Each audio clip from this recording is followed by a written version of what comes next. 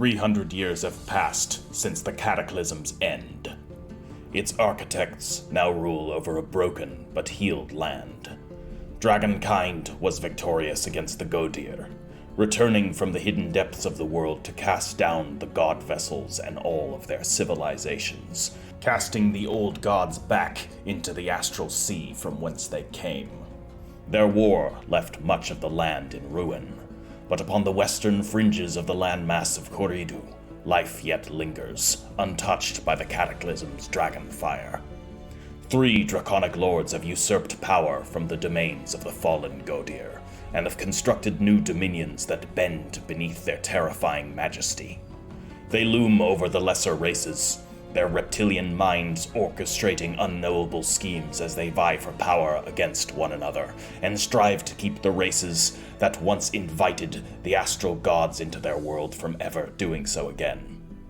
Arrogant, self-serving, and utterly devoid of compassion or pity for the species they rule over, these Dragon Lords have held an iron, unshakable grip over the land ever since the fall of the Godir. Avnazirax, the Swamp King, rules from the deep marshes as a fearsome object of terror and sacrifice. His slaves, the amphibious Toadkin, the Kroskolog, exchange gifts of flesh and bone to the dreaded Swamp King in exchange for meager morsels of his fell power. From within the deep mists, he spins threads of dark sorcery across the land, sowing plague and despair among the petty mortal beings below so that they might never grow strong enough to defy the will of Dragonkind. Avnazirax rarely reveals himself to his kin, preferring instead to roost atop the veritable mountain of bones and putrefied flesh that his Kroskolog thralls have brought to him in sacrifice. Gluttonous, capricious, and cruel as he is, the other Dragon Lords even view Avnazirax with certain distaste. And none more so than the arrogant Dragon Lord Hirkanix the Binder, who rules over the once nomadic tribes of the feline Jad-Ur-Shaddal. While the Jad-Ur-Shaddal have dissidents of their own, plotting the downfall of the Draconic Overlord, Hirkanix compels the currents and eddies of the astral sea to answer to his will, keeping his feline thralls in line with a host of phantasmal warriors and astral spawn. Hirkanix styles himself as a purveyor of history and lore, sifting through the secrets of the Godir in a bid to become a god himself. He knows the keys to godhood lie in the astral sea, and there is no selfish act he will not commit to see himself rise to that status. While the other Dragon Lords view his obsession with the Godir as near treasonous, few will deny his arcane might, nor his ambition. But of all the Dragon Lords, it is the tyrant Nezuhadnivex, the Shadow King, that is the most feared. While Avnazirax might be a terror to those near and around the marshes of the world, and Hirkanix the Binder might be untouchable to those under his rule, Nezuhadnivex's ambition has bent countless thousands under the yoke of his tyranny. Ruling over the Bar-Adnivex Empire, an empire founded in his image and name, he compels his human slaves to erect monuments to his glory, and construct great cities in the image of draconic glory and majesty. Seeking to transform the entire world into a draconian paradise, Nezuhadnivex directs his slaves to expand far and wide, to reap the land of its resources so that his monumental cities might rise higher and higher. Brutally repressed by fanatic dragon worshippers within their own ranks, the Bar-Adnivex people live in terror of their overlord. For Nezuhadnivex takes whatever he wills, be it wealth, power, or flesh. While many within his empire would flee at first chance, most will never get that chance, for his black-clad legions ever patrol his borders, warding off intrusions from without and murderously punishing treason from within, representing the pinnacle of what the Draconian Order can offer to its lesser mortal subjects.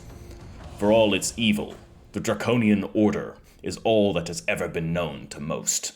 Worse, many folk have been seduced by the rigid hierarchy and the enforced peace, believing it to be a sure improvement from the rule of the squabbling Godir of the past, and the countless wars inflicted upon the realm by those living divine vessels. And surely, few can say that it isn't preferable to the horror relayed through the tales of the Cataclysm. To those who bow to Dragonkind, the Draconian Order is stability and salvation from the cataclysm inflicted by the astral gods upon this world. But to those who do not bow, it is the death of freedom, the death of expression, and the death of any form of self-determination, for all are slaves to Dragonkind, and any who would suggest otherwise have already been blinded by the allure of their false order. And in recent times, that allure has begun to chip and crack, and the order imposed by the Dragon Lords has begun to unravel. While they maintained a despotic peace across the realm under their iron rule, now they too begin to squabble, giving in to the very petty infighting their order so decries. Some among the lesser mortal races have begun to see this hypocrisy, this chink in the armor, and some among those have already risen up. Now, the Draconian Order no longer stands as the only potential way, for there are dissidents gathering in the hidden places of the world, survivors of the Cataclysm that chose not to kneel to Dragonkind but to hide and wait. Some of these survivors might be unwitting thralls of the astral gods, seeking the return of the Godir and the old, chaotic way, but some seek something entirely new, a world free from Godir and dragon alike. Among them, a dwarven slave that once toiled beneath the yoke of the Bar Adnavek's empire has broken free from his shackles and freed his people, who had once been abused by both their draconic overlord and the human thralls above them in the pecking order. This dwarf, known as Torbeld Chainbreaker, represents hope. Even now, he has found a hidden refuge where he can plot against the Draconian Order and depose it. With skilled metallurgists at his command, Torbeld begins forging weapons that might test the impervious scales of his great foe, and begins planning his revenge. Dwarvenkind is not known to be forgiving, and indeed, the Draconian Order has committed a great wrong upon his people. A wrong he shall right.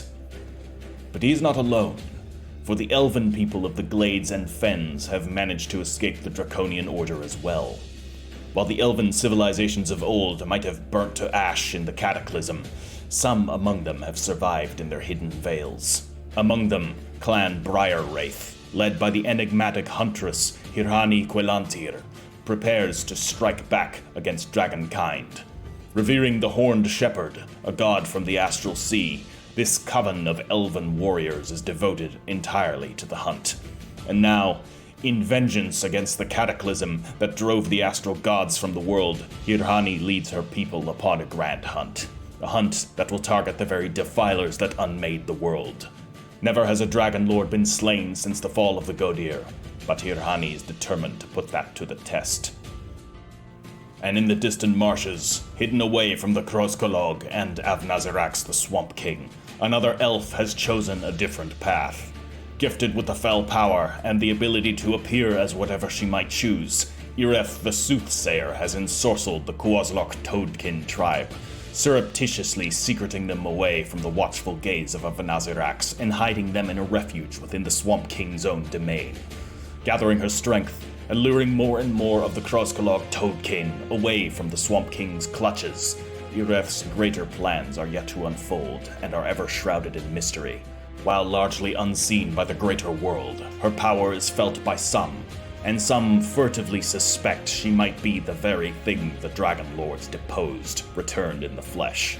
Whether she is a true Godir reborn, or merely a witch with enough power to mimic that of a god vessel, her influence grows in the twisting, tangled marshes of the world.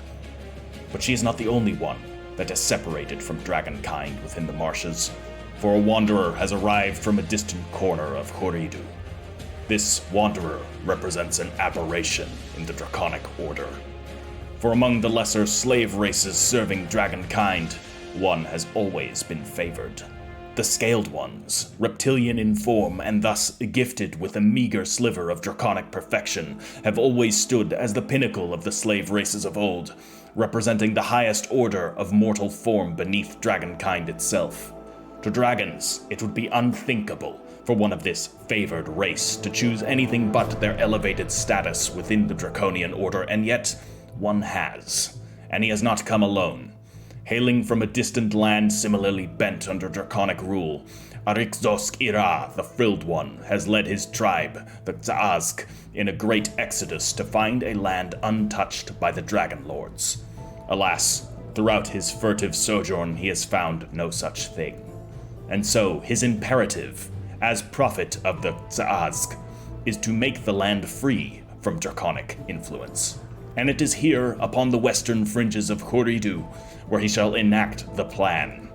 Guided by the ancient runestones of the Godir, and marked by the sacred frills of Zaz, the astral god of scales and destiny, Arikzosk-Ira has become a prophet to the scaled ones of the Tsaazk tribe, and represents hope for a better world. Now his task remains clear, for his god has sent him a sign, an image within the sacred symmetries of the runic tablets, a location where he will found the ordained city of Irzasri, and begin carrying out the enigmatic plan of his god. His people await his guidance, ready to fight and die for the better world to come.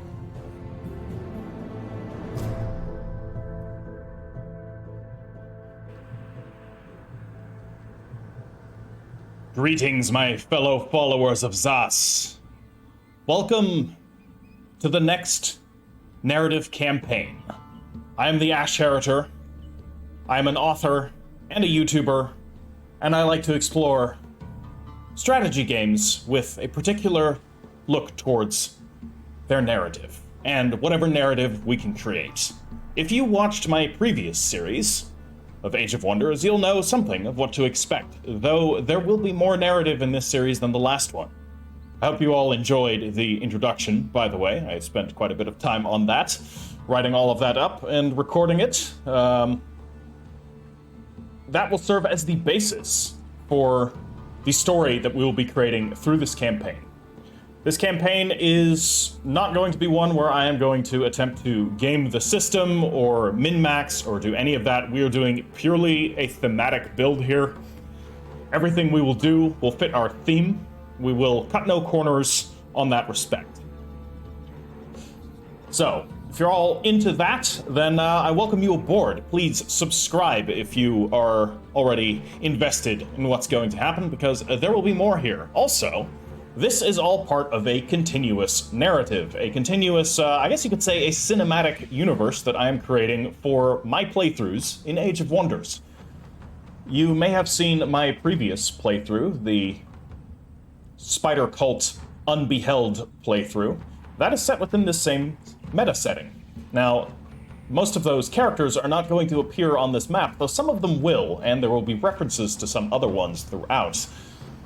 That is taking place, that previous campaign is actually taking place after this one. So this one is technically something of a prologue, though it is an adjacent prologue, with the events not entirely having immediate meaning towards the events of the Unbeheld campaign. You'll see what I mean when we get to it. Already, some of you who have watched that other campaign or are still watching that other campaign, because it's still ongoing, though we are close to the end, will recognize a couple of races, as well as at least one character within the introduction.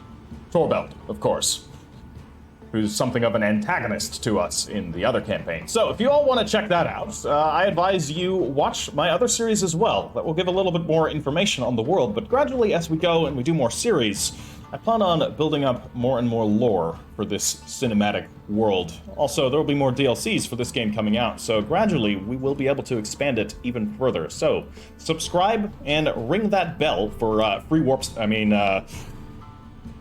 for notifications. Yes, not Warpstone. Yeah, then we're gonna get on with this. So, let's take a look at our faction here. We are Arikzosk-Ira, the Frilled One. We are of the lizard folk people. That is our race. We are the Tsaazk Exodites. We have fled from a distant land elsewhere in Khoridu, searching for a dragon-free place. Unfortunately, there are no dragon-free places, so we must make this place dragon-free for ourselves. As for our racial traits, we took quick reflexes. We are chameleon-like, after all, so we're rather nimble. And we have water adaptation, so we are good in swamp terrain, and we can build terrain in the swamps, and we are not hindered by swamp terrain. our culture is barbarians, meaning we have more structures with food and draft. Our melee units have Primal Strike, which deal extra blight damage during their first strike in combat, which is cool. You know, we're lizards. We almost certainly have poisoned weapons. And we have the Ritual of Alacrity. Players can activate the Ritual of Alacrity on any owned barbarian outposts or cities. When activated, friendly units on the center of the outpost will restore 50% of their hit points, 100% of the force move points, or 100% move points, and removes exhausted from force march. That is awesome. Our two racial or cultural traits, we have Ancient Wise Ones. We are, after all, being guided by the god of scales and destiny, Zaz. And our leader, the prophet Arikdosk Ira, uses the tablets of the ancient Godir to divine the future and also the past. So, when a tome is unlocked, a random skill from that tome costs 60% less knowledge. We start off with one random research skill already unlocked. And we are runesmiths. We are legendary smiths, weaving magic into our finely crafted creations through enchantments. Our unit enchantments cost 30% less knowledge to unlock. Our unit enchantments research, I should say. And our unit enchantments cost 30% less upkeep. Our racial shield and polearm units have one extra rank, and we start off with an extra shield or polearm unit. In addition, we have the Tome of Faith. We are a, I don't want to say a cult, but we're Exodites. We follow a prophet. Thus, we have the Tome of Faith unlocked. Now, we have to choose our starting magic. We can either take Army Heal, which will heal an army on the Overland map by 20 hit points, which is pretty good. Wrath of the Faithful. Target enemy unit sustains 10 spirit damage plus 5 spirit damage per each friendly faithful unit in battle. Up to 8. That could be good. Good single target damage spell. And then Primal Mark. Grants non-barbarian units Primal Strike. So this will affect all of our other units that we might pick up along the way. And unlike in our previous campaign, where we were very monoculture, that will not be the case here. Rixost Ira cares not what species you are, only that you serve in the great plan. So, all three of these actually sound incredibly good. So, I think we can grab this later, although this is a Chaos Affinity thing. And I don't think I'm going to go much into Chaos Affinity, even though we are barbarians. I'm probably going to be going more into faith, magic, and nature, plus a little bit of materium as well. So I am going to actually pick this up, because otherwise we're probably not going to be able to grab it. Oh, we started off with all of these. Never mind. Awesome stuff. Okay. No debate necessary. And we can pick our first research. Here we go. This is what we need to do. Staves of Mending. Grants enchanted faithful units reduced, or grants enchanted units faithful, which reduces their unit upkeep, and Mending Touch, which allows them to heal enemies. This will, or heal allies. So this will affect support units. That'd be really cool. Chaplains also look very cool. So this is a support unit. Would be good. They already have a healing ability. That's pretty good, actually. So that's a pretty thick heal, and then we have Bless here, which can target a friendly unit to give them extra fortune, which will allow them to crit more often, Strengthen, which will allow them to do more damage, and Bolstered Resistance, which will allow them to resist status effects more, and magic. So that's good. Or Wayfinder, which would allow our scouts to be very fast.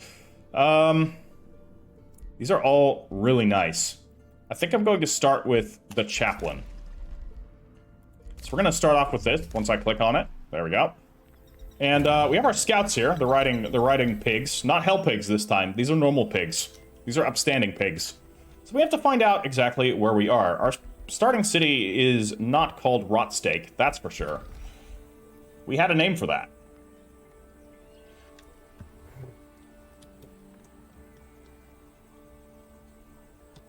Irzasri. There we go. The Bastion of Zas. You may notice some symmetry in our naming conventions. Symmetry is important to our faction. More on that later. I will reveal more about what I have in mind for this faction as we go through the campaign. So, we're going to send our scouts off to go and, well, scout. That's what we do. And we are going to immediately send Arxosk Ira, the Frilled One, to go and have a look. So we've got a couple of warriors here. We also have a Sunderer, which is a skirmisher unit.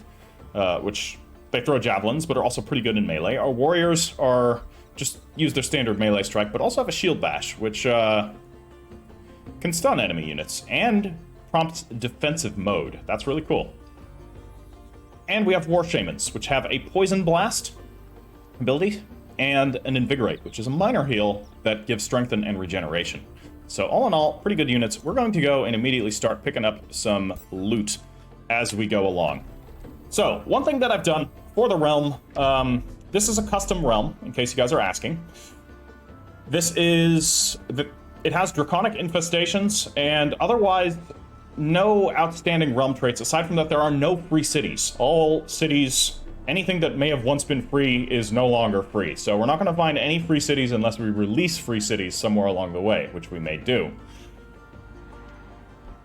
Now, as for the difficulty of this campaign, I have set the fellow allies, well, they're not allies, they're all neutral, there are no alliances here, but the three other characters, so that is Hirani, Torbeld, and Ireth, I've set them all to normal difficulty, where I've set the Dragon Lords to hard difficulty, meaning the Dragon Lords are going to have an advantage, and I'm going to actively have to pursue fighting the Dragon Lords in order to save my potential allies. So our first course of action is we need to find our allies and create an alliance, or find our potential allies, I should say.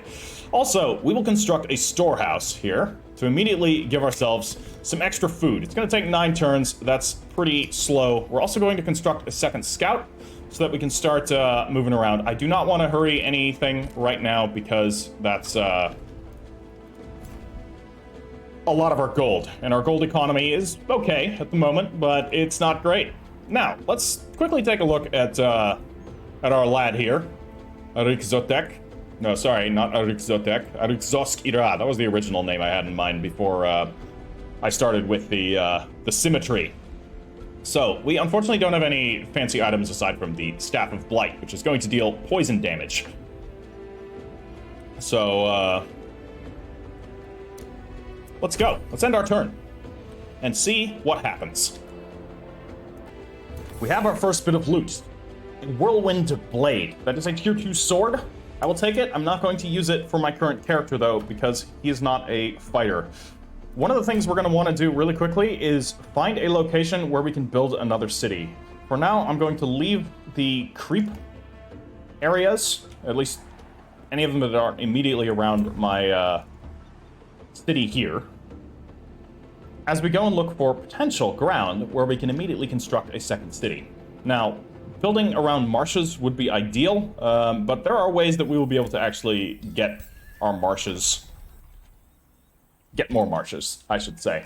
So we will proceed onwards till the next turn. These end turn timers should be very quickly, or very quick, I should say, in the early game. They do get a bit longer later on. I'm going to explain some of the game mechanics as we go. However, I'm just going to kind of assume that everybody is at least somewhat versed in how this game works. However, if you have any questions, please feel free to ask me in the comments. Also, much like I did closer to the end, or the later stage of my previous campaign, if you have headcanon for what's going on, if something happens in the game, and you come up with a cool headcanon reason for why that might have happened, leave it in the comments. If I like it, I will incorporate it. If I like it and if I can work it in, I will incorporate it in and credit where credit's due. So that's something I started doing in the later stage of my other campaign, because there were a couple of commenters that were just, yeah, this is my headcanon for what happened. And I was like, yeah, that's pretty cool. I like that. So we can create a little bit of an interactive story going on. Obviously, I have my own designs for this whole setting, so if it conflicts with that, I unfortunately will not use it. But other than that, we should be good. I said I wasn't going to fight, but we should actually start off with a fight. These are marauders. They could be paid by one of the Dragon Lords. We don't know. They could just be bandits. They could not be. In either case, they must be defeated. Because if they're going around and they happen to see a group of free lizard people, they might go back and report us to one of the Dragon Lords. Now, we don't know which of the Dragon Lords is nearby us right now, because this is all terra incognita for us. We don't... Terra incognito. We don't know exactly where we are in Western Khoridu, or who surrounds us. So we need to be very careful, and we need to wipe out all of these humanoid enemies. The beasts and everything, we'll leave them be. They're not going to be revealing our location. But, these ne'er-do-wells, they could just be bandits, in which case, they're close to our city. And even if they're just bandits and they're not being manipulated or somehow being controlled by the dragons, we need to get rid of them because they're a threat to our people. So, we can immediately go in and begin our onslaught. We will charge. And I will deliver a shield bash here to stun this enemy. Good, they're stunned and we have set up shield wall. Now, as for our other troops, we could send in... I'm actually going to move up Rixosk-Ira, because he will begin by dropping some magical blasts onto their support unit back there. And our War Shaman here is, I think, going to do the same thing. Drop another magical blast back there. Hopefully we can... Well, we're not going to be able to take out one of them, but that's okay. And then my Sunderers are going to advance this way, and they can already throw a javelin. So we can drop a javelin on that unit. That's going to pick one of them off. That's good. Meanwhile, our other warriors are going to advance. Now, unfortunately... No, we do still have shield wall. Never mind. I was just thinking, maybe we don't have the regular shield wall ability.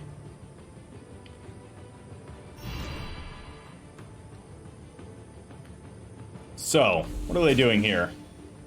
They seem to be healing themselves. And doing a bit of damage to us, but that's fine. We have far better troops there. Now, as for what's going to happen here, I want to pick off some of these units. So we could throw in javelins there, deal a bit of damage, but that's not actually doing a whole lot of damage. Do Wrath of the Faithful. We don't have all that many faithful troops. We could strengthen our 4 units right here, though. That sounds pretty good. And they have regeneration. So, now, with that, we'll be dealing more damage. I want to pick off as many of these as possible, so we are now in melee. I actually meant to throw javelins, but that didn't happen. So, we've poisoned them. That was a good flanking attack as well, and we have our troops right here, which can dish out a ton of damage. So let's do that. Very good. And our troops here are going to dish out a ton of damage against them as well. So, all is well in the realm. Bandits are dropping like flies, which we are eating because we're chameleons. No, we're not actually, we're not doing cannibals this time. I know. It's difficult for me too. Okay, that was painful. I should not have moved them into melee combat, but... Okay, that was concerning. Really looked like we were freezing there for a second. Thankfully, we were not. Okay, so... You need to be healed. I don't think I can... Yeah, I can do that. I can do a restore right here. So, restore, I will. That's good. And, we gotta get some damage down on certain targets. If you go here... So I want to pick this unit off, because they're currently threatening my...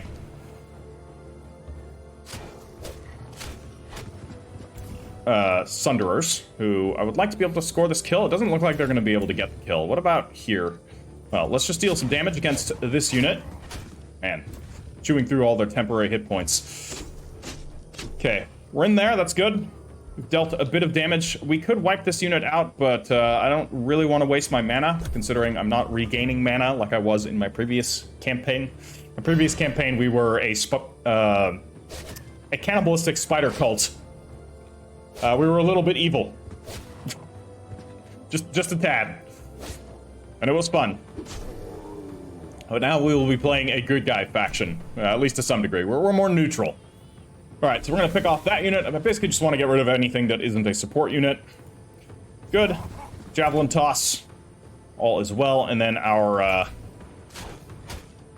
warriors here can move in. We're going to have these warriors flank the enemy. We'll deal a little bit of extra damage. And the frilled one is going to lob a magical bolt at them as well. Slowly but surely, we're whittling the enemies down. Unfortunately, they do have regeneration, but they attempted to flee, or run, move outside of area. Nice shot behind. That was That was pretty good. We'll throw another javelin. I probably should have actually moved in a way that didn't mean we were going to miss. So they must have something up. So never mind. Perhaps we couldn't have done anything about that. So they've got some sort of defensive issue that is preventing us from hitting them. But it's not going to help them in melee. And now they're dead. So the bandits have been dealt with. We've cleared them out. And we've got ourselves 60 draft, which has immediately got us a new scout. So we're going to send this scout off. Ooh, hello. These are entwined thralls, plant units, of no concern to us. They are not going to reveal our position to the dragons. They certainly don't serve the dragons. The natural world has suffered much under draconic influence. Now, what am I going to create next? I think I'm going to actually create another scout and send it down this way. So we'll have 3 scouts going out and about. That one's going to recruit in 1 turn because we're quick. What is this? These are, lizard people, marauders. Or phantasms, even. Okay. Concerning. We're going to move our scout away from them. They may be serving Hirconics. Obviously, I know they're not, but for the narrative, we don't know for certain who they serve. So our scout has spotted them, but thankfully, our scouts have not been spotted in turn by these potential enemies. So for now, we can rest assured that Hirconics probably isn't aware of our position. Hirconics is known to use phantasms to get his way. So, we shall end our turn and proceed onward.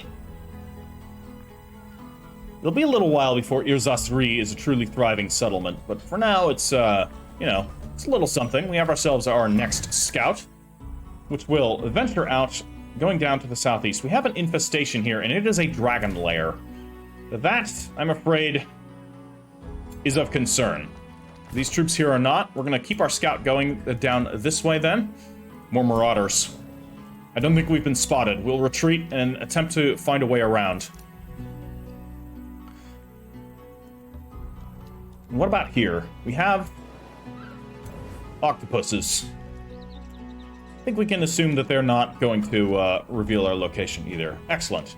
So, I would like to have a couple more units. We could recruit some spear bearers. Our polearm units are better, after all. So, they're quite cheap, too. I think I want to have a defensive unit, at least. Just something that we're recruiting as we go, you know? We have enough gold. I just want to make sure we're doing something every turn so that we have a secondary army ready once we find a place where we can build our next city. So, I don't want to build it so close to Irzasri. I could build it down here, though, because we have 2 locations. That's a gold vein and a mana node. So I must say, we could head there, because this territory here might end up falling into our domain here with Irzasri, once Irzasri expands wide enough. I think I'm going to head this way, and I think I'm going to found my second city right about over here somewhere. Now, as for my scout, we'll head down here. What have we here? That has revealed a forbidden shrine. Interesting. So, a bit of long-lost lore from the ancients that speak of this forbidden shrine, which is a wonder that might well be within our city's reach. And indeed here, with this wonder, the altar of the ancients, remnants of the Archon civilization. The Archons, of course, served the ancient Godir, or perhaps they predated the Godir. We do not know. Such knowledge is lost to time. Well, if we build a city here, this will be within our reach. Now, we do not have the forces yet capable of dealing with that, but someday we will, and we will make use of that. So, let's continue sending our scouts out. We'll skirt around this draconic lair here. We do not want to engage them yet until we are ready to wipe them out in a single fell swoop, because we do not want to reveal ourselves to the dragons. Not yet. We remain hidden. We have our little city here in the mountain valley, in the forests and swamps. Do we have any swamp, actually? Is it just rocky? Forest, rocky. We don't start off in a swamp. I would have thought that with the swamp dweller trait, or the water specialization trait, that we would actually start off in an area that is favorable to us. But apparently we have not, so that's a little annoying. However, right there, that is perfect, because that is exactly what we need. So that is a swamp with a gold mine and a mana node right next to it, basically. So we're going to have to deal with them shortly, and I'm actually going to send my scout to initiate this battle. Occupational hazard. As your troops are approaching a band of mercenary guards, they raise the white flag. Let's not concern ourselves with what's happening here too much. We were hired by a rich merchant to look after the gold vein. The leader of the gang, a houndmaster, replies, we expected to protect it from roaming scoundrels, not against a full-fledged assault. Please accept our surrender and let us go. We can't let them go. That is not possible. However, just because we can't let them go doesn't mean we have to kill them. So instead, they will serve me. Their houndmaster will fight for me, and their other units will participate in our caravan. Perhaps they will learn the ways of Zas. They will learn to follow us as true faithful. Perhaps not. In either case, they serve us now. So, now, we shall construct an outpost. Can we put that here? Don't think so. We have to put it here. That's fine. We're gonna put it here. In 2 turns, it will be done. And we have our Houndmaster here. We're going to move our Houndmaster into this army. So we now have a full army ready to go. There are some pigs, ordinary pigs, here guarding this mana node. We'll need to clear them out in order to get the mana node. Besides, with an S, meat will be good for us. We will use it to feed and grow our people. What have we here? Well, we could build ourselves a quarry, or we could build ourselves a farm with 15 food. We want to make sure that we get a whole lot of food, so that way we can start to expand rapidly. Our spearbearer is almost done. Once our spearbearer is done, we're going to send them out on a little patrol through our newly gained territories and beyond to gather some resources. So, for now, our scouts will continue doing what they do. I want to make sure that this peninsula here is truly a peninsula, and from the looks of it, it is. There could be a little bit of a contiguous landmass over in that direction, but I'm guessing not. So we should be good. And our scouts can withdraw. Ooh, hello, what is that? Flotsam. We're going to want that. We're going to want all of that at some point. But in 2 turns, our outpost will be ready. It is already under construction. Laborers from Irzasri are busy. Our leader can go off and deal with the pig infestation and acquire meat for our fledgling city. We will fight them. I will auto-resolve this one, because they're not a threat to me at all. Excellent. Now, we have gained 74 mana and a Mask of Precision. I will gladly take both. A Mask of Precision will benefit us greatly. So, we will don this. That'll look good. And we will gain our first level. Now, we are a leader. We are a prophet. Meaning, we will first get Inspiring Leader as our original trait. So, Inspiring Leader will basically decrease the upkeep of all of our units by 20%, which is great. They want to serve us. So, there, our gold upkeep has decreased. Or our gold upkeep has increased, I should say. So, a victory here. And now, I believe we need to send our forces to go and deal with this dragon infestation. That is the next important thing. Meanwhile, our scouts are going to head further south. What have we here? I don't know what that is. That's a banner of some kind. Interesting. An old relic or a spy? I don't know. Our chaplain is complete. Now, the next thing that I want to get is Enchanted Crow Companions. Enchanted Crow Companions will allow us to enchant our scouts, which is a unit enchantment spell that affects all of our scouts permanently until we deactivate it, and will grant them +2 vision range. That is going to be very good. So we're going to grab that. once that's done, we can cast it, and basically our scouts will see a whole lot farther. Because right now they have a pretty limited vision range of 4, I think, so that'll up it by 50%, maybe 5, I don't know. All right, our spear bearer is done, so he's going to come here and see what we have found there. 43 research, that's pretty good, especially early game. So we have found some ancient scrolls from the Godir. Now, unfortunately, Arikzosk Ira is not here to observe them directly, but once he returns to the city, he will have a read through those scrolls and see what they offer us, see what sort of secrets they have. Meanwhile, we will head to this stash of resources that might be useful for further building Irzasri. Now, speaking of Irzasri, I would like to actually recruit one of these chaplains. They will have an 11 gold upkeep. That is expensive. However, it will be a good unit. And it'll take us 6 turns. So hopefully by the time the 6 turns are over, our gold upkeep will have increased somewhat. Now, what do we do here? I think this scout is going to just head dead south. Slightly in this direction. Because up here, it looks like we have water. Which is good. That means that enemies are not likely to approach us from there for a while. Now, this isn't to say that we won't encounter seafaring hostiles, sea people, you might say, but we shall see. For now, we're safe from attacks from the north. We have a decently secluded area. And our outpost is complete. Our first outpost is done. We will, of course, want to found a city here, but before we found the city here, we have...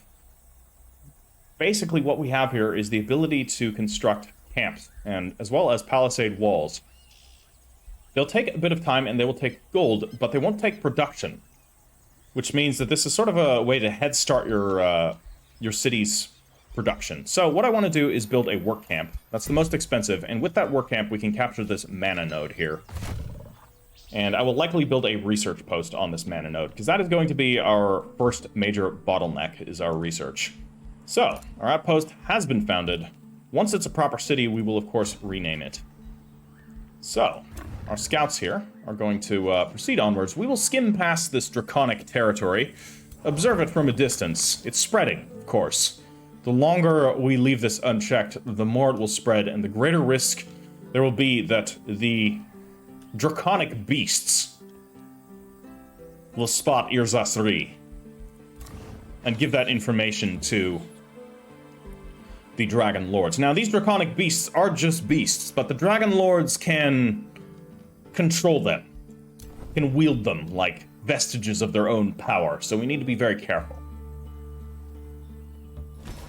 Excellent. 72 production. That is going to finish up the... What did we build here? Granary? No, this is the granary, which I think... No, I'm going to build a workshop. That'll be done in 5 turns, or I could hurry the production and finish it immediately.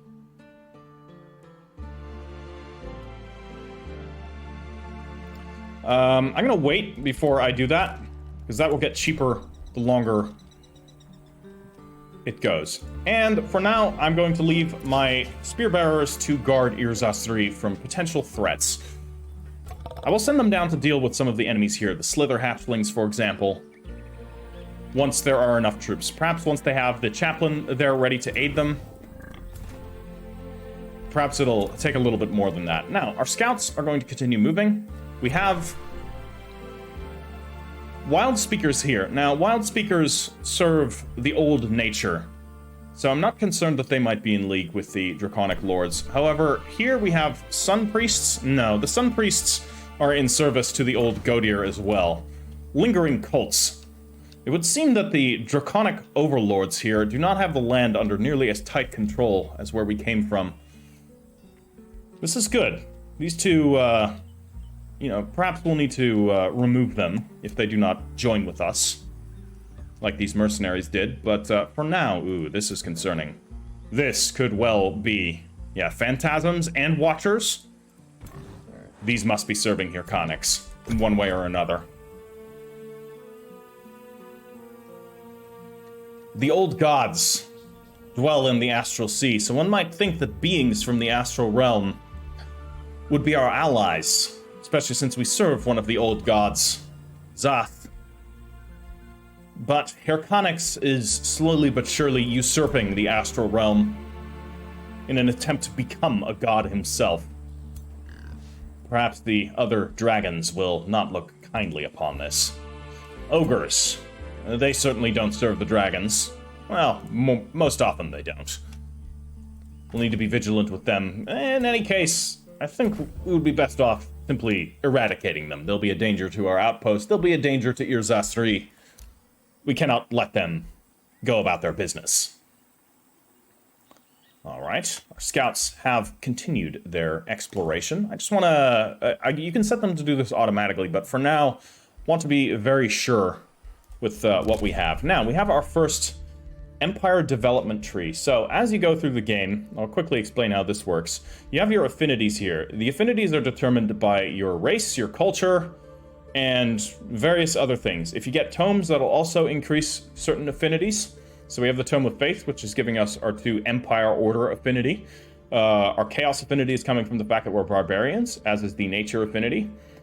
The Astral affinity is coming from our Lore Seeker, or not Lore Seeker, our Ancient Wise Ones trait. And our Materium affinity is coming from our Runesmiths trait. So, as it goes, the amount of affinity builds here, and basically will slowly fill out this tree, which will open up these nodes. And what you can do is spend your Imperium to unlock these nodes. So, pacification, for example, would cost us 100 of our 320 Imperium. Destroying an infestation or conquering a free city grants 300 relations to all other free cities for 10 turns. That is utterly useless in the current climate, because there are no free cities. So, we can ignore that one.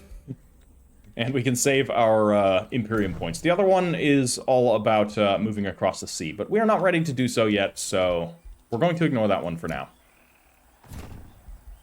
An evil presence lingers in these lands. Yes, a dragon's nest is a sight that instills terror and awe, and many similar feelings one might have when in the presence of something deep and primal. Whether the inhabitant of the nest is an ancient dragon born in the age of giants, or a younger wyvern, denizens of the surrounding lands should beware, or better yet, flee. Unfortunately, we do not have that option. They must be eradicated before they spread and reveal the location of Irzastri. Now, let us end our turn. And if you are enjoying this episode, the intro and all that, please drop this video a like. That is greatly beneficial to me as a YouTube content creator, of course. The more publicity this gets, the better it is, the more my channel grows, etc., etc. I hope one day to have this be a major source of income for me so that I can, you know, justify doing this full-time.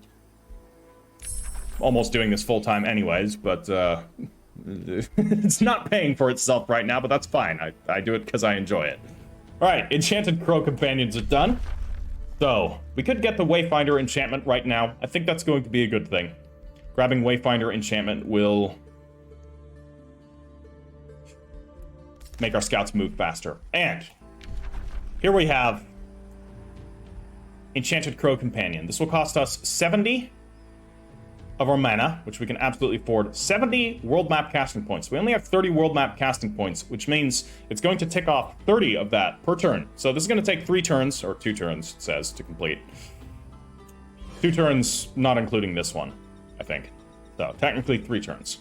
Once that's done, we can activate it, and our scouts will be able to see farther, which will be great. So we'll move them down here. What do we have here? Some lizards, reptilians, and dwarves. These dwarves are dark warriors, likely renegades from Nebuchadnezzar. They're with lizards as well, though if they're renegades from Nebuchadnezzar, well, perhaps they're not renegades, perhaps they're spies. But the dwarves would not serve Nebuchadnezzar willingly, absolutely not. The other scaled ones, sure. Remember, we are outliers when it comes to the scaled ones. Most scaled ones revel in their place of privilege amongst the Draconic Order. Sorry, the Draconian Order, but not us. Here, we will construct Quarry, which will increase the production, which will in turn speed up the construction of the building. So that went from 3 turns to 2 turns. And indeed, we could immediately pay for it now and get the next structure ready to go. I think I want to save my gold, though. So, we draw nearer to our enemies. We have our ogres here. I think I'm going to wipe the ogres out. So, what I can do is actually send our houndsman, or houndsmaster, to go and initiate that fight. Size matters not. The towering butcher ogre gibbers in terror at your army's approach. It hunkers down, hiding its features behind gigantic fingers. Seeing their leader submit, the rest of its tribe follows suit. The area is soon filled with the sounds of mournful howls and deep-throated cries for mercy. We will conscript them as laborers. Wonderful. And we have acquired 78 food and a ring of flanking. Wonderful. Perfect. We'll give the ring of flanking to him. Now, it's not the best ring for him, of course. We'll give it to somebody else later on.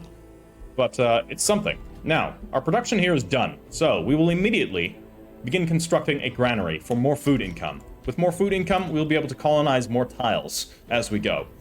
These tiles are going to drastically increase what our city can do. So, all of that is good. It's excellent. I like that we are able to peacefully resolve things. Scouts will move past here. These are wild speakers. We do not need to worry about them. They are certainly not serving the dragons, nor are these plants. So, fantastic. Skirting around the watchers, making sure we aren't seen, we are going to quickly run in and grab this mana stash, though. Can never have too much of that. And let us end our turn.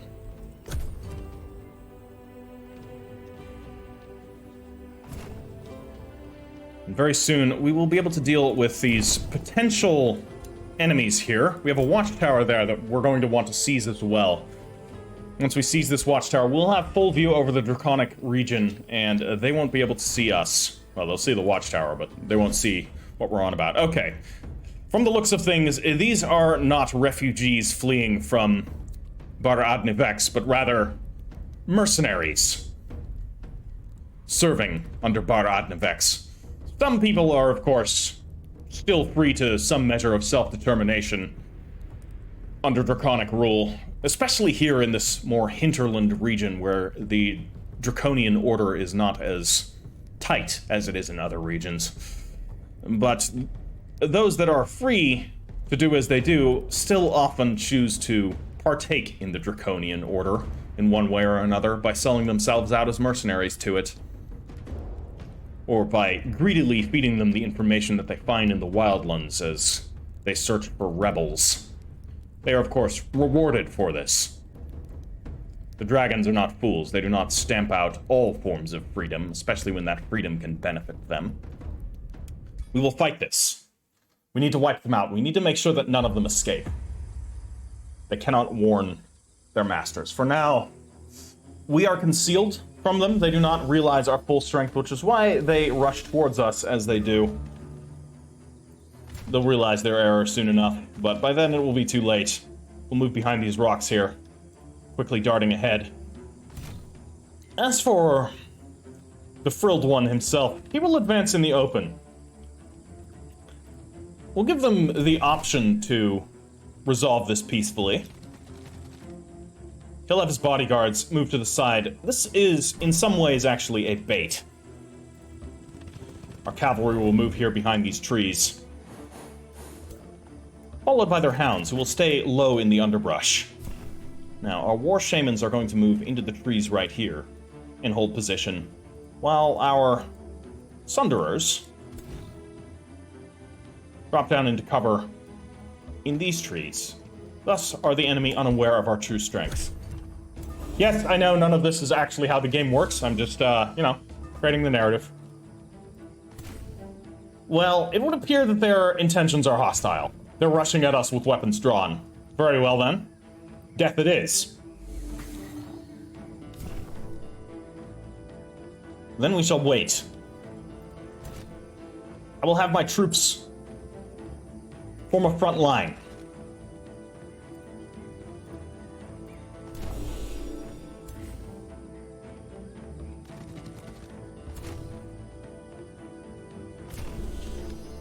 Excellent. We bombard them from a distance. Our hounds and our hound masters will flank the enemy. We have ranged attacks available. We can already begin harrying them from a distance. They have a bolstered defense, unfortunately, but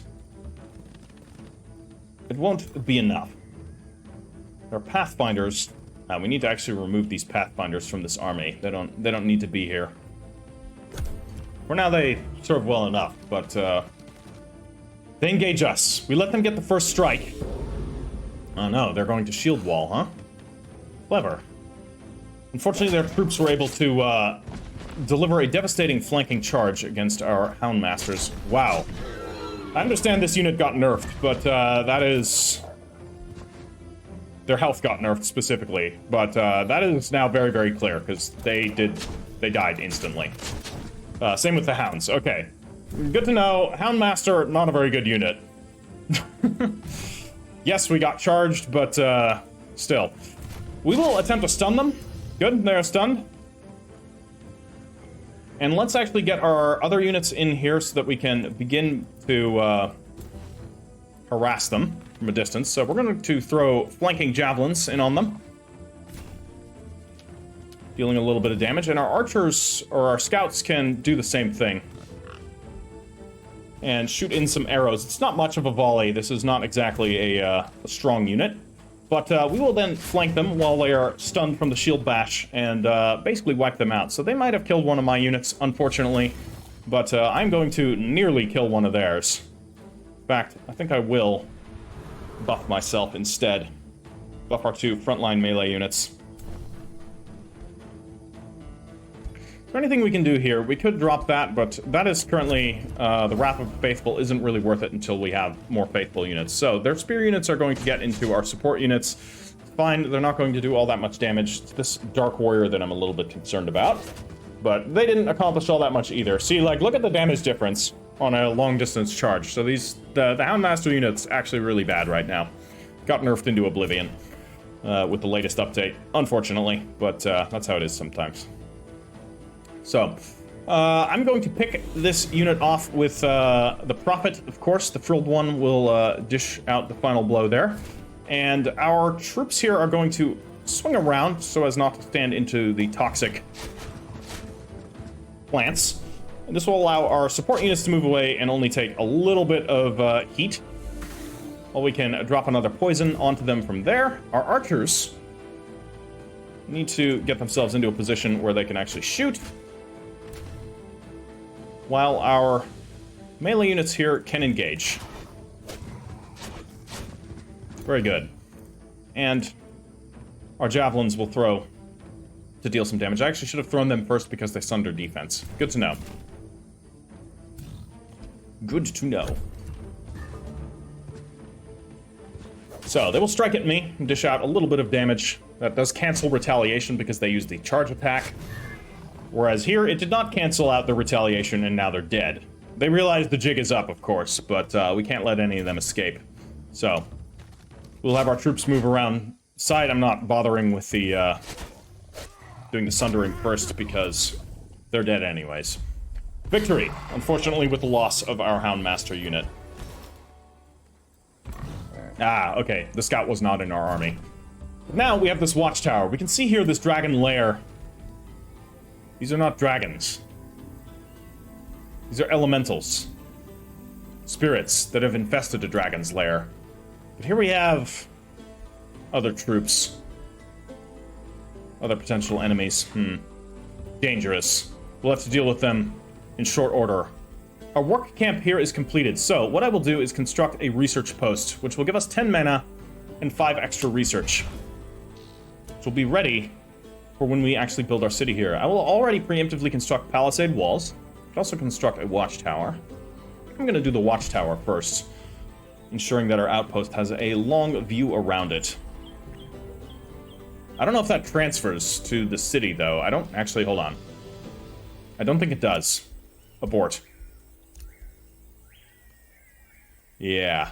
Whereas palisade walls, if a city is founded from this outpost, it will have the palisade walls structure already built. Yeah, so there's no sense in building or watchtower. That's only if you're going to keep an outpost as an outpost.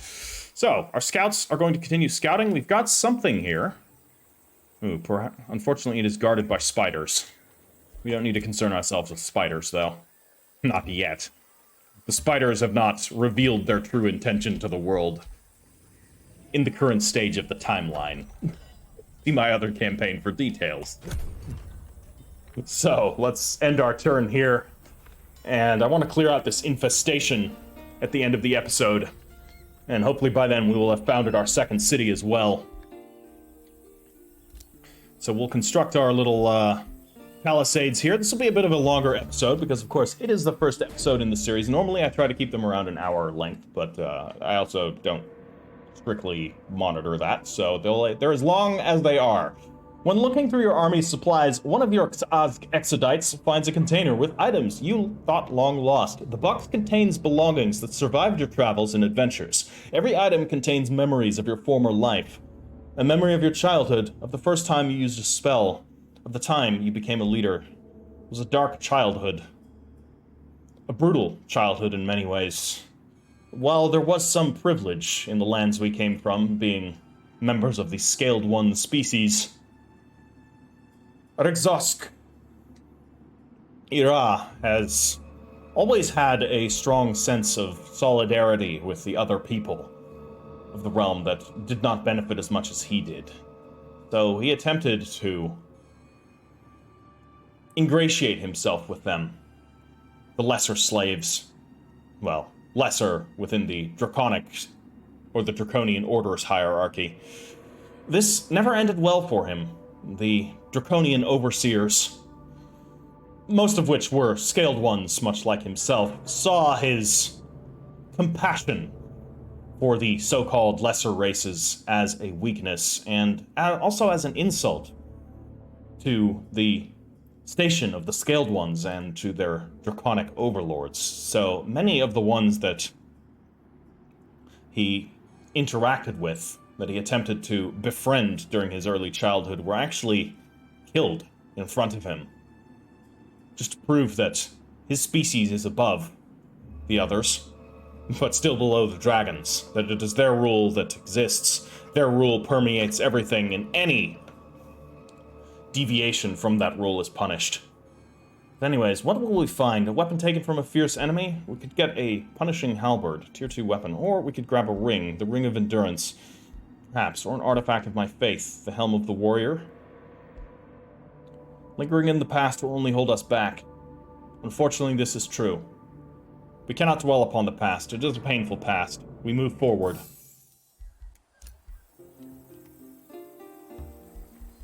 Our scouts continue advancing. What have we here? Unfortunately, it is guarded.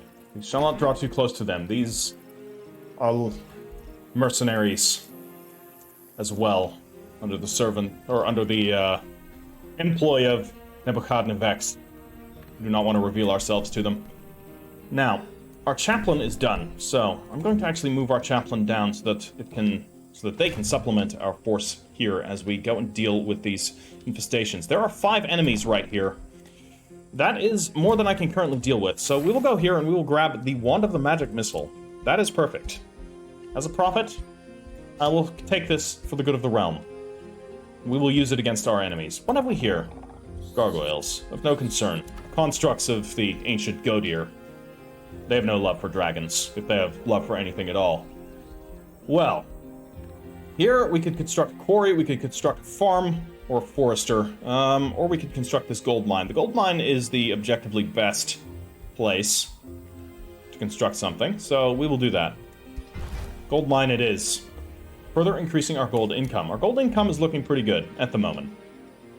Now, our scouts will continue going around. Our enchanted crow companion is ready. We will enchant our scouts to grant them additional sight across the realm. Wonderful. That did decrease our mana income, but such is how it goes, unfortunately.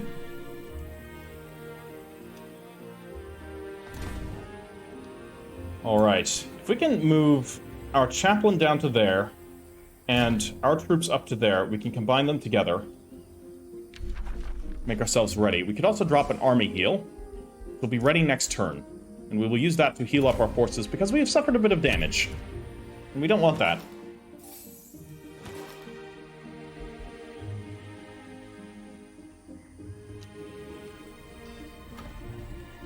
We need to also begin recruiting new units, to be certain. I would like to recruit a Sunderer once our turn is up and running.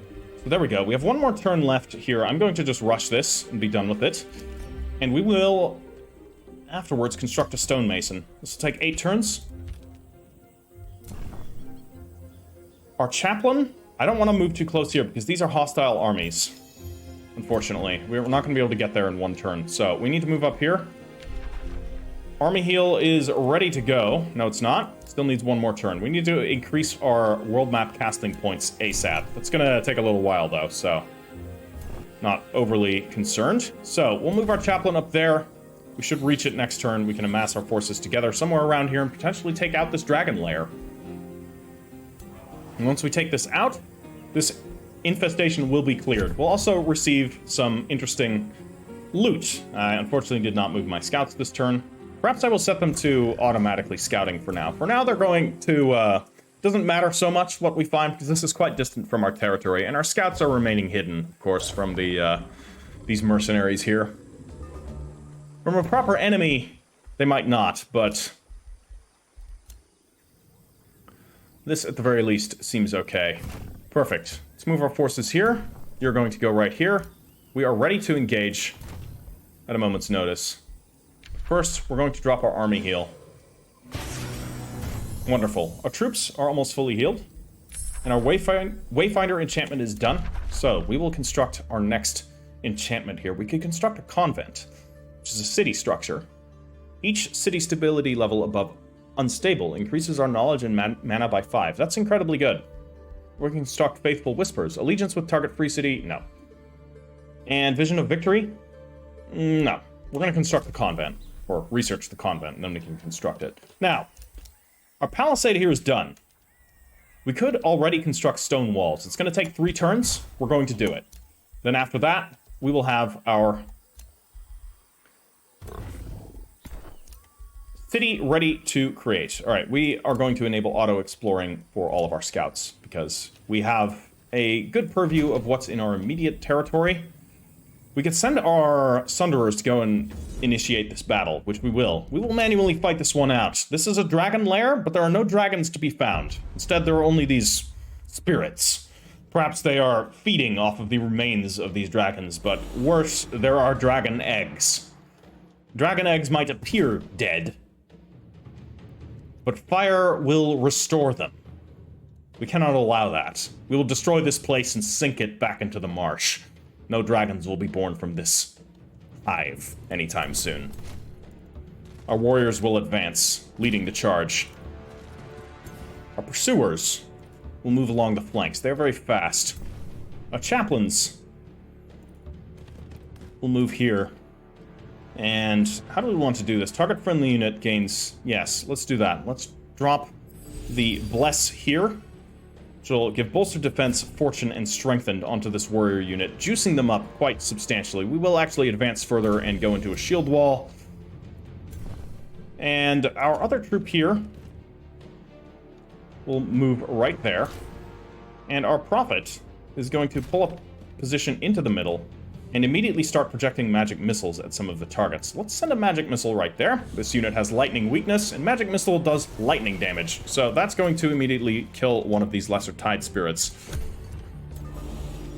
immediately putting the battle in our favor. This is a lesser snow spirit, which is going to attempt to attack the prophet, the frilled one himself, but to no avail. It didn't accomplish very much, nor did that attack by those tidal spirits as well.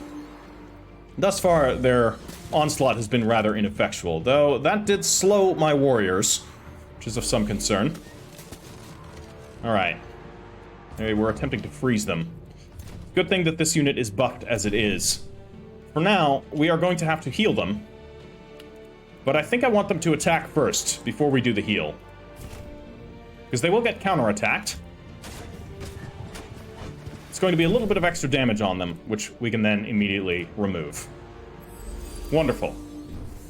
Our warriors are back at full health. Now, the frilled one, he is, by the looks of it, frozen, which is very unfortunate. So, I will send in immediately our warriors here, and our warriors are going to engage these snow spirits here so that they can't attempt to freeze anything further. Let's drop our buff. Which one is that called? Invigorate on our main line as well as the Prophet himself. And we will throw javelins at these snow spirits, which will hit them from behind and sunder their defenses. And that will be our turn for this little battle here. Now, the enemy attempts to engage, but we are well entrenched. They attempt to flee. Well, that will be their mistake, because this unit's going to die regardless of what it attempts.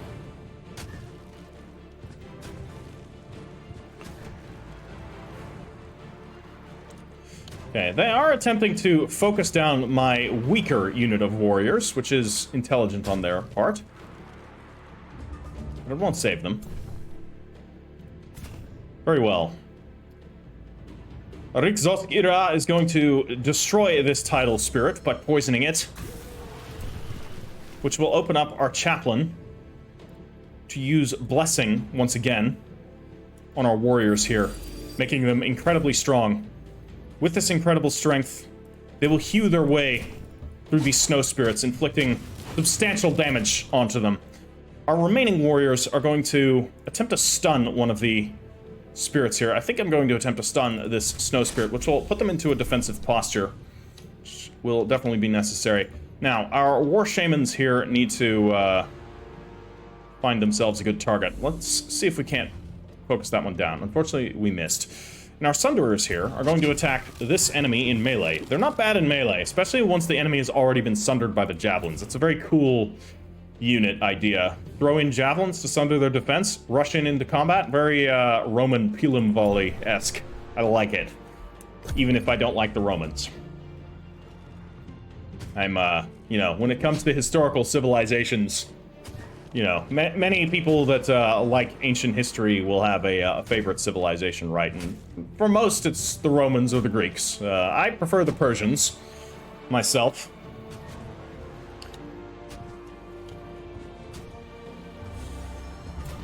All right, so there is unfortunately quite a bit of damage that has been sustained onto this warrior unit, but we have the right unit for that. Unfortunately, our healing prayer is still on cooldown for one more turn. There is a 50% chance that we can kill this unit with our chaplains. Let's do it. See if we can't get them out of the way. Darn, didn't work. Here they won't be able to do it either. But perhaps if we hit them, our weaker unit can kill them. To allow our stronger unit to come in and deliver a devastating flank charge, which might spare our warriors from enemy attention. This unit will die. Very good. Now, it is quite unfortunate. I'm going to have to use this. So that unit's gone. This is all in the effort of saving this warrior unit. I do not want them to die. Not only because we care about our troops, but because it would be difficult to replace them. Unfortunate, it didn't matter. The enemy's flanking attacks proved too much for these warriors to bear. They died, stamping out Draconic influence. They will be remembered. For now, we will heal. These are temporary hit points, so I don't think they last till after battle, unfortunately. But our warriors will go in and finish off the remaining enemies. So, they did seem to heal quite a bit, so it does, I think, have some influence. No, the wrong one. Never mind. Never mind. So temporary hit points don't actually last till after battle's over. I already knew that, actually. I'm not sure why I was debating that here. We have defeated the enemy. We have seized a storm orb. That's awesome. We have received quite a lot of resources that is going to Irzasri and the Punishing Halberd. Punisher's Halberd. Wonderful. And the infestation is gone. We no longer have to worry about dragons. We'll move our Sunderers back into this army just as soon as we can, but for now, we can remove this Blight Staff, and I'm going to equip him with the Storm Orb. And he has leveled up. So, we will look here. I would like him to get Mending Touch. This will allow him to heal even better. As a prophet, of course, he looks out for his people. This isn't some, you know, incredibly sketchy oracle that's, fully willing to sacrifice our own people at a moment's notice. No. We're done with that here. At least in this campaign. What is happening here? We cannot recruit the Sunderer for some reason? Why? What is the meaning of this? We have no draft. Resource sharing. Any particular reason why we're resource sharing? I don't know what is going on here. Something's happening. We're sharing resources, which is preventing us from using our draft. Well, hopefully that'll be gone after this turn. So I don't know what's causing this. Could that be going to the outpost? I don't think so. Maybe it is.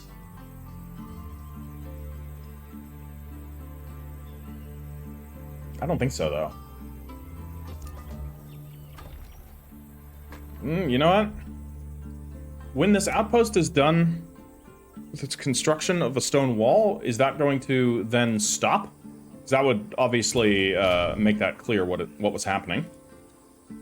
Okay, we still want to destroy this army down here, but we also want to heal, so I'm going to move our troops together. Now we have 6 units once again. We will grab these, or this knowledge, just as soon as we can, but for now I'm going to use another army heal, or I'm going to prepare another army heal, I should say. And we, of course, want to prepare a Wayfinder enchantment as soon as possible. Alright, we will end our turn.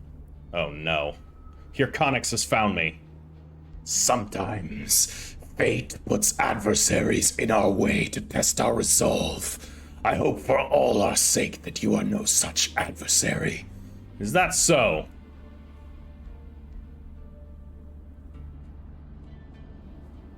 Interesting.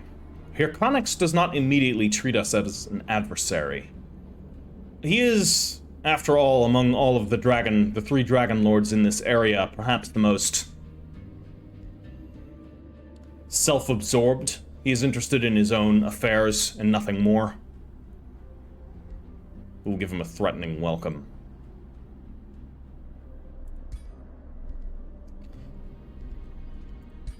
Very well. We have found our first foe. Just their scouts. They come from the south. So we will need to protect our southern reaches. Once we can. We will end our turn.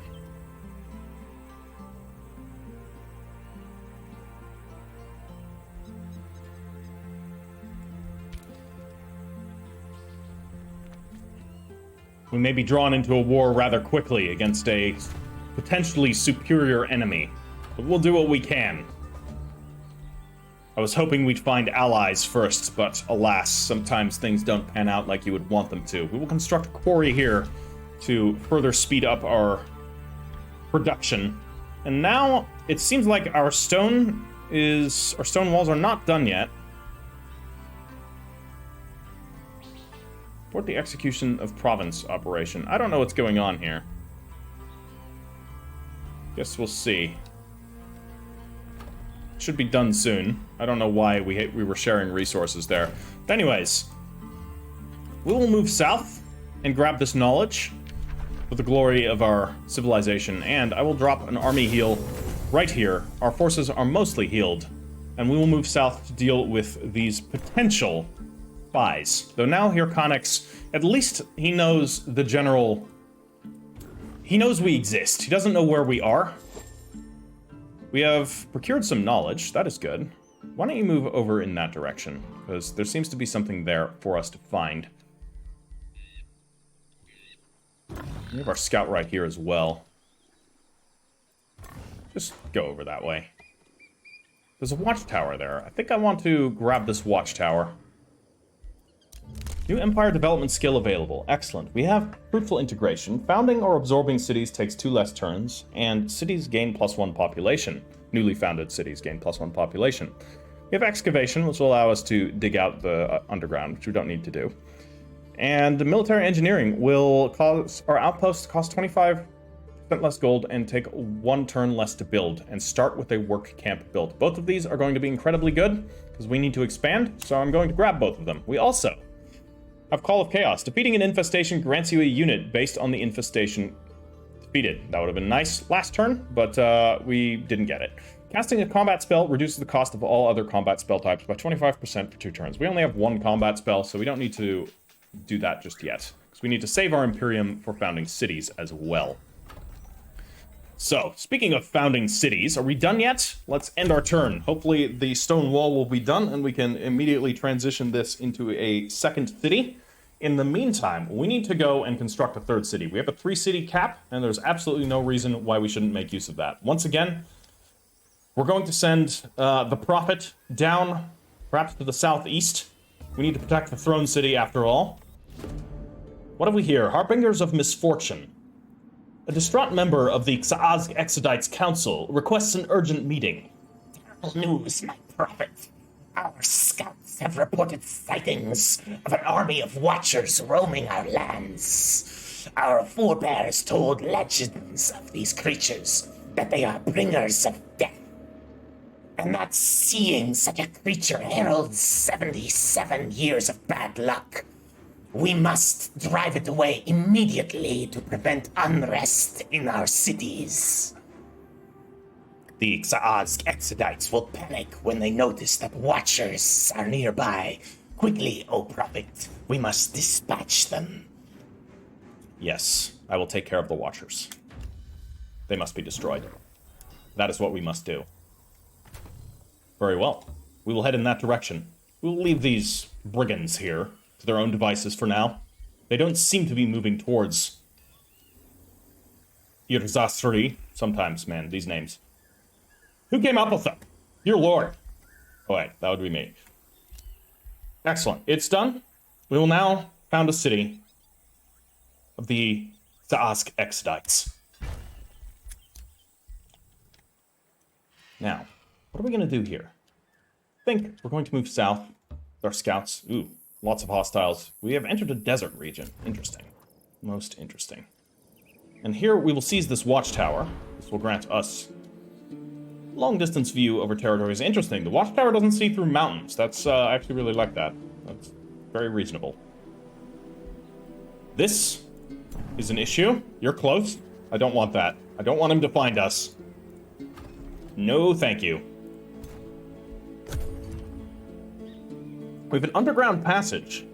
We could go into the underground and see what we might find down there. However, not really what our faction does, and without excavation, which I don't want to spend the Imperium on right now, I don't think we need to worry about that. So we're going to just take out these Watchers and search for where the other Watchers might be. This is the first one that we found. We will destroy them. After a tense search and long march, your army comes face to face with the roaming Watchers. The sight of the terrible creatures causes fear to ripple through the Xaazg Exodites in your army. The deafening silence betrays the hesitation of your troops. Their morale won't hold. The Watchers have noticed your troops and prepare to attack. What will you do? We will gain discouraged attackers. Our units will have minus 10 morale. Or we offer a bounty.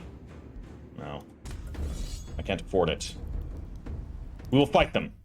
These are tier 3 units. I'm quite familiar with how they work, considering I use them rather extensively in my other campaign. While Hirkonix might be using these creatures as spies, little does he know where they truly come from. He'll find out soon enough. We will drop a magic missile against one of them. I need to focus them down.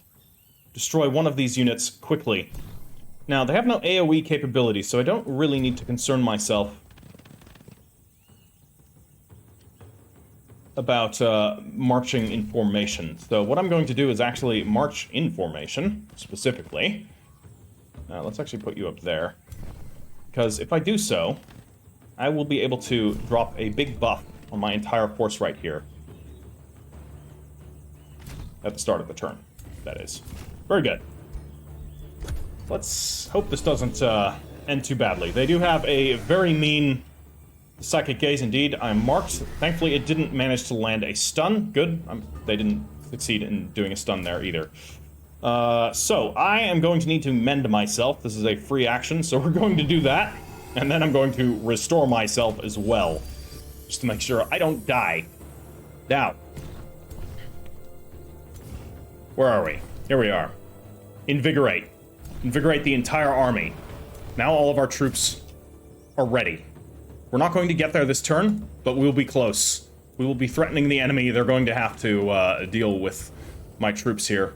Now, as for this unit, though, we will throw some javelins there to sunder their defense, and our chaplains are going to move in reserve, and I believe our best bet is going to be blessing our warriors once again. That was a pretty potent combination. Good. Good, good, good. Okay. The undamaged one is moving away. That's fantastic. That's not the one I want to deal with. We're going to throw another spear at this one. Only a graze, but the point is it landed the sundered defense, which is what we wanted. And now our spear bearers will advance and deal a substantial amount of damage to it. Enough damage that I believe the Prophet will be able to score the killing blow. Wonderful. The Storm Orb did its job. Now, our War Shamans can go into a defensive warding stance, whereas our Chaplains are going to advance just to the point where they can get a 50% chance of hitting. And we'll launch a Magic Blast. It's a teeny bit of damage, it's not much, but it's something. And our Warriors are going to move up here, and we are going to attempt to stun this unit. Because if it's stunned, they can't run away. Don't think that worked, unfortunately. Ow. Okay. My other melee unit was stunned, but that was its whole turn. So, we are going to be able to dish out quite a lot of damage to it.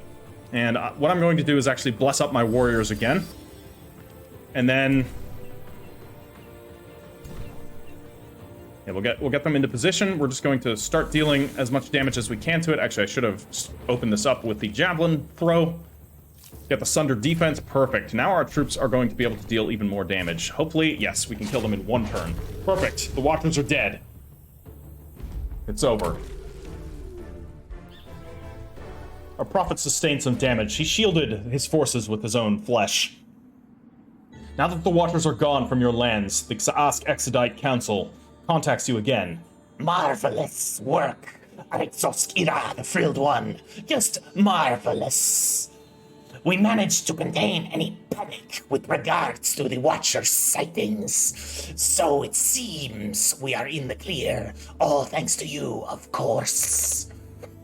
The Xaask Exodites will hear of your victory. Our superstitious beliefs can be transformed into a virtue of our people. All cities of the Xaask Exodites of your empire gain 20 stability for 6 turns. We could prove that we are true warriors, gaining a bunch of draft, including in our new city, which will be renamed. That is not going to be called Borton. Or we could construct better defenses. This would increase our production. We do need production. That being said, 50 Imperium is not much. I'm going to take the production. This is going to give production to both of our cities. Speaking of both of our cities, we have our first city, Borton. It's not going to be called Borton, of course.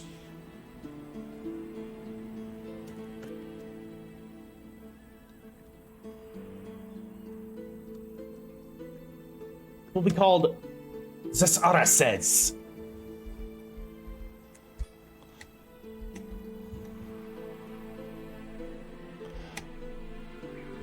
What does Zesarasez mean? No idea. I just came up with it on the spot. You know, ultimately, many cities just have names, right? Now, admittedly, many city names can be drawn to some old meaning. But not all of them. This one is just enough arcane a name. To choose a new tome to add to your research library. Additional tomes will expand the selection of arcane skills available to you. Well, as a prophet, it's already showing me the one that I probably end up wanting, which is the Tome of Astrology. Read the fate of mortal beings by studying the astral sea. Cast powerful delayed spells called predictions, and specialize in aligning your units to the power of the stars. Could be really cool. So we could get Augury of Aid, which will be, for one turn, a prediction aid is made at the start of each battle. After 2 turns, an allied astral wisp is summoned next to a random friendly unit with plus 10 hit points and star blades. Star blades basically grants our units more damage. Yeah, this is with the stars specifically. Astrologer has Cosmic Blast, deals all kinds of different damage. and prediction of fortune. Target friendly unit gets aligned, and a prediction fortune is made. So aligned units, cosmic balance that grants... Okay, so aligned units get +5 morale and plus 10% damage with critical hits. Prediction fortune, after 2 turns, all friendly units with aligned get 3 fortune. Okay, interesting. This is kind of cool. Some interesting setups, but let's look and see here what other potential tomes we might want. None of these here. The Tome of Evolution might be interesting, though we definitely don't want Draconic Vitality. We don't want anything to do with dragons or wyverns, but the Slither. That could be interesting. Can we click on this to see what it does? No. Unfortunate. Tome of Beasts. The Tome of Roots might be good. Or there's the Tome of Zeal. It's not really our style. Tome of the Restless Dead. Witchcraft.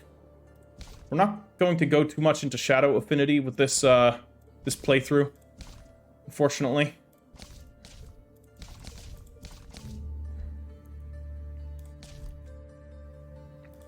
Yeah, you know what? I think it's gonna be the Tome of Warding. No, sorry, the Tome of Astrology. It's gonna be the one. We're going to get ourselves a bit of extra astral affinity. So, we could take the Augury of Aid, or we could take the Astrologer as a unit.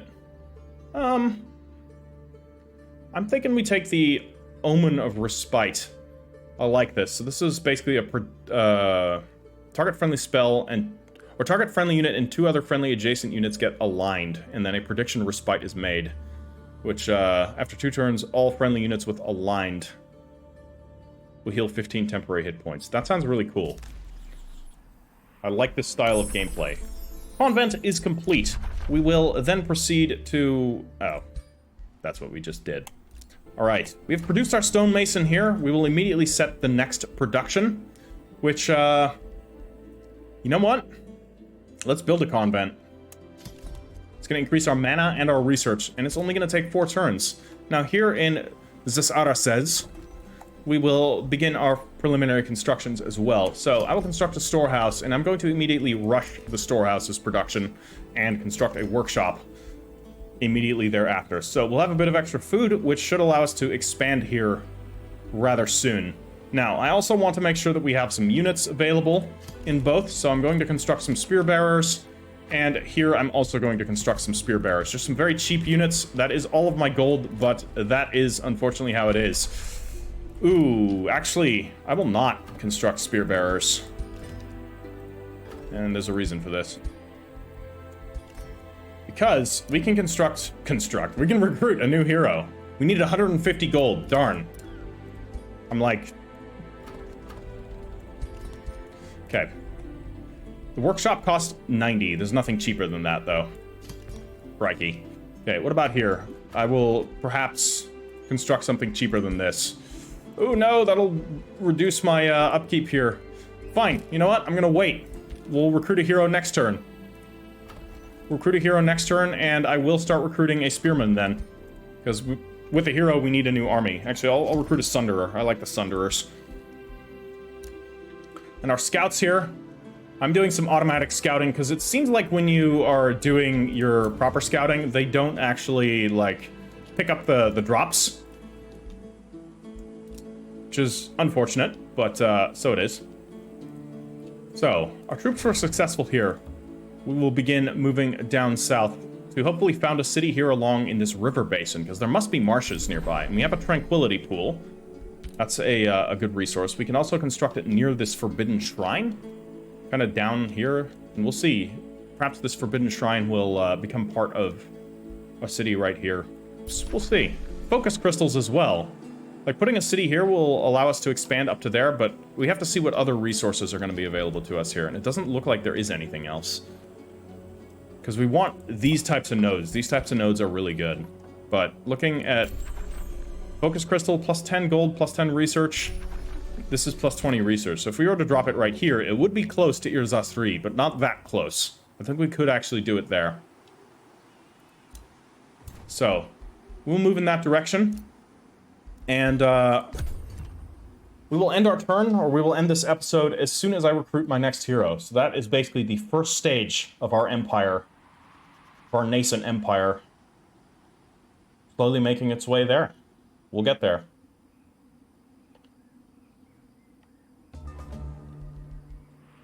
A rivalry was declared with me, your Connix, of course. Wouldn't have expected anything different. So, we will need to look and see what sort of hero we might want. There's Ulgor the Wisecracker. We don't need to worry about the names here. I'm just going to look at these, because I'm going to rename them myself, of course. Disdain the Weak. This unit deals 20% damage, extra damage against tier 1 unit. Not so good. Friend of Ogres. Enables the recruitment of some Ogre and Troll units while governing a city. That's kind of cool, but I don't know if I like it. Enables the recruitment of some animal units when governing a city. That's kind of cool. Beast Trainer. Same thing. You have a Lance, though. You know what? We're going to get you. Alright, you have a Warg.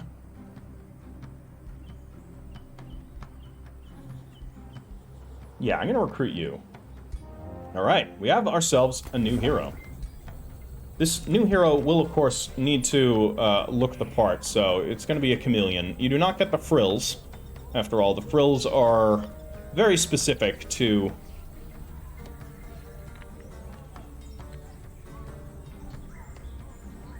The frills are specific to our leader, so others cannot have the frills. Pose here. Yeah, I don't know about this hood. The helmets look weird on the lizards, I will say. Fur cape, not gonna happen. Lance there, cool outfit. Yeah, that looks better. You will be called Sairiazk. With Q's, of course. We don't do this K business.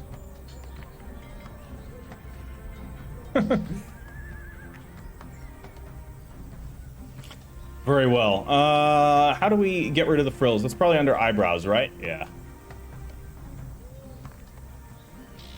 Very cool. Accept changes.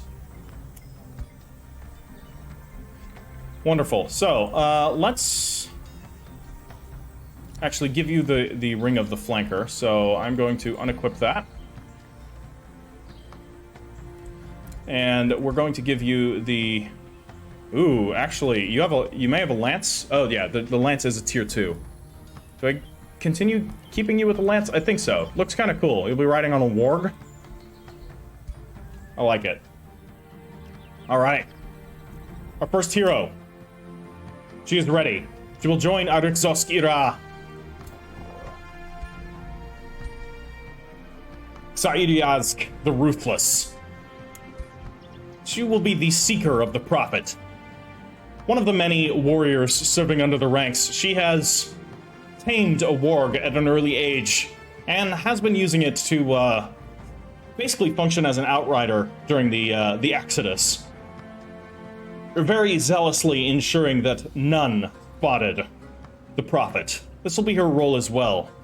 Eventually, I will attempt to have her run with a predominantly cavalry army, as she goes around and deals with potential intruders into our territory and hunts down those who might feed information to the dragons. But all of that will wait for the next episode. This has been quite a long introduction. I hope you have enjoyed it. If you have enjoyed it, please drop this video a like and leave whatever comment you want. If you want something from the narrative, if you have any cool ideas, anything goes. I read all of the comments. I try to respond to them all in a semi-reasonable time, but that doesn't always end up working out. But rest assured, I do read them all, and I enjoy all of the lovely comments you guys leave. So, all right, everybody. I will catch you in the next one. Imperator out.